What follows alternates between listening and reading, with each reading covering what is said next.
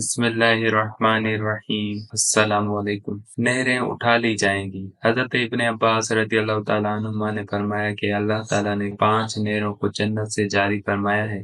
Number 1 جی خون، number 2 یحون، number 3 دجلہ، number 4 فرات، number 5 نیل۔ یہ 5 ندیاں ایک ہی چشمے سے جاری ہوئی ہیں۔ اللہ تعالیٰ نے حضرت جبرائیل علیہ السلام کے ذریعے جنت کے اس چشمے کو پہاڑوں کے اندر امانت رکھ دیا ہے اور پہاڑوں سے ان نہروں کو زمین پر جاری فرما دیا ہے، جس سے لوگ طرح طرح کے فوائد حاصل کر رہے ہیں۔ جب یاجوج ماجوج کے نکلنے کا وقت ہوگا تو اللہ تعالیٰ حضرت جبرائیل علیہ السلام کو زمین پر بھیجے گا اور وہ 6 چیزوں کو زمین سے اٹھا لے جائیں گے۔ نمبر 1 قرآن مجید، نمبر 2 تمام علوم، نمبر 3 حجر اسود، نمبر 4 مقام ابراہیم، نمبر 5 موسیٰ علیہ السلام کا تابوت، نمبر 6 مذکورہ بالا 5 نہریں۔ اور جب یہ 6 چیزیں زمین سے اٹھا لی جائیں گی تو دین و دنیا کی برکتیں روئے زمین سے اٹھ جائیں گی اور لوگ ان برکتوں سے بالکل محروم ہو جائیں گے۔ اللہ عز و جل نے قرآن مجید میں ارشاد فرمایا کہ پارہ نمبر 18 سورہ المومنون